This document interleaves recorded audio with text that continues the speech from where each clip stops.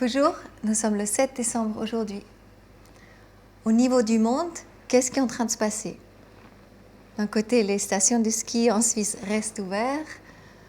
En France, en Italie, en Allemagne, ils ferment. En Autriche, ça reste ouvert aussi. Donc là, c'est, je trouve, très très intéressant. Les restaurants ici, en Suisse romande, ils ouvrent à partir du 10. À partir du début de l'année prochaine, ils commencent une grande campagne de vaccination. Ils veulent vacciner 6 millions de personnes. Ils disent que le vaccin tient 3 mois, mais en fait, il n'est pas encore du tout assez approuvé. Donc moi, je propose qu'on laisse les autres se vacciner avant de se vacciner soi-même. Donc tout ça, c'est voilà, totalement aberrante. Ensuite, en Suisse romande, voilà, jusqu'à maintenant, les musées, les cinémas, la culture, voilà, c'était fermé. En Suisse allemande, c'est ouvert. Donc tous les Suisses romands, ils vont en Suisse allemande pour s'amuser le week-end. Et donc cette aberrance, elle est folle. Et de l'autre côté, c'est une tellement incroyable invitation de se rendre compte de ce qui se passe dans le monde, qu'il y a énormément d'incohérences. Et de voir qu'il y a une grande plaie qui est en train de sortir, qui est en train de se montrer. Il y a un monde qui a besoin d'être guéri. Comme à l'intérieur de nous, on a des choses qui, des fois, doivent sortir. Quand on sent qu'il y a des émotions qui montent, et du coup, quelque chose doit sortir. Mais au niveau mondial, c'est en train de sortir aussi. Et ça, c'est une chance, c'est parce que seulement si on peut regarder ça, à ce moment-là, on peut le soigner, on peut le guérir. Et le monde, il a besoin d'être guéri. Et c'est ça la chance inouïe qu'on a, parce que ça fait combien de milliers d'années que ce qui est en train de se passer maintenant, c'est accumulé, c'est accumulé, c'est accumulé. À un moment donné, ça doit péter. Donc, gratitude pour pouvoir être dans ce moment, de vivre ça de proche.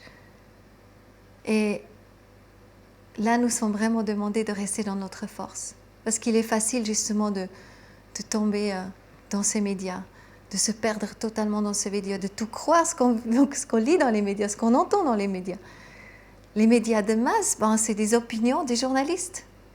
Ce n'est pas du tout la vérité.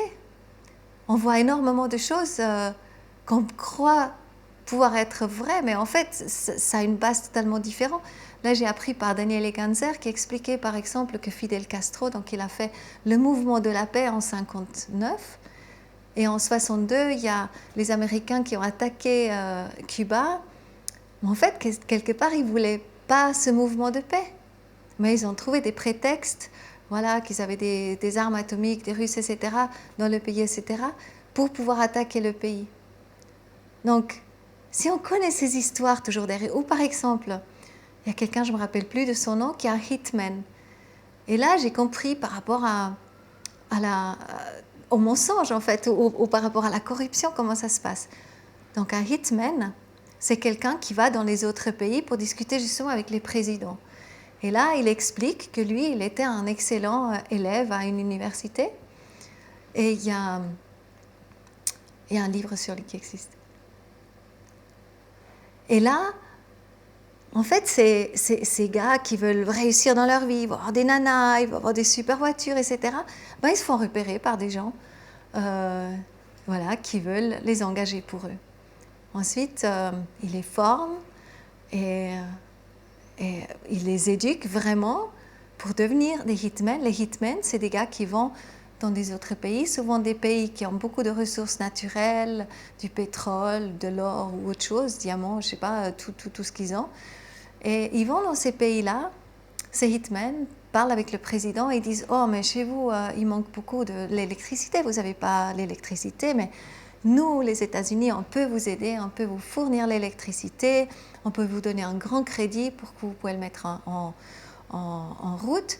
Et par contre, on fait tout ça à condition que vous travaillez avec notre société des États-Unis. » Et ils viennent avec un grand paquet d'argent, là ils parlaient de 200 millions, et ils disent voilà, soit vous acceptez, ou soit vous n'acceptez pas, et à ce moment-là, si vous n'acceptez pas, votre vie, elle n'est plus en sécurité.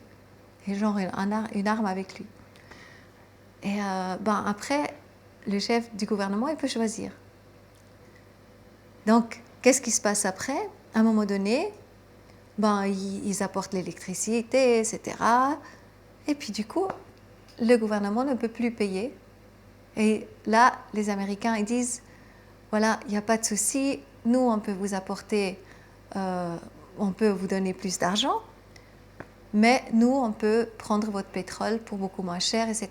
On peut faire des emplacements de l'armée dans votre pays, etc.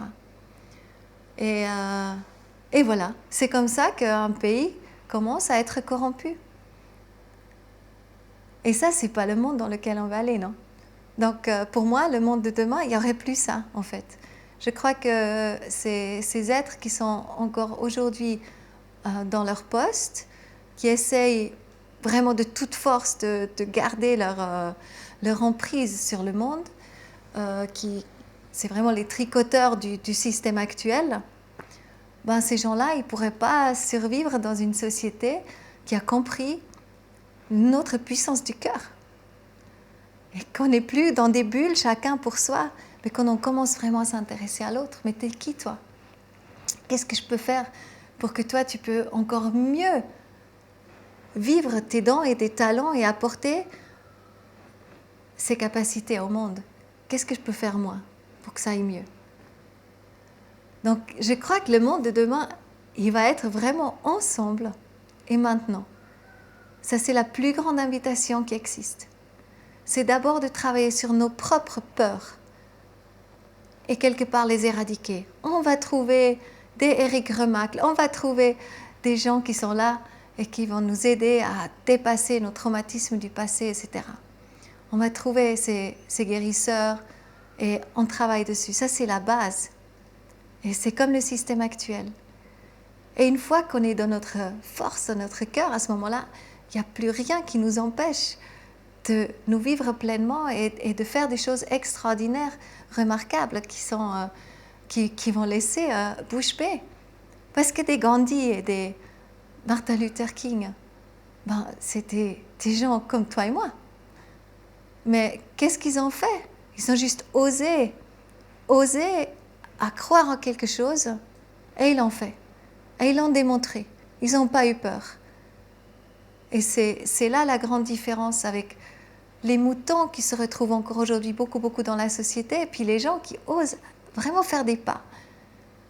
Actuellement, il y a plein de lanceurs d'alerte qui osent faire le pas d'alerter. Mais après, qu'est-ce qui vient après? Une fois qu'on aurait compris tout ça, comment nous allons créer ce nouveau monde? C'est ça aujourd'hui vraiment la grande question que nous devons tous nous poser.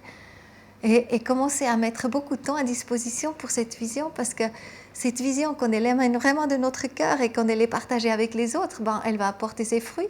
Et à un moment donné, il y a les fruits qui vont tomber et ça va se faire. Ça, c'est une loi de la nature.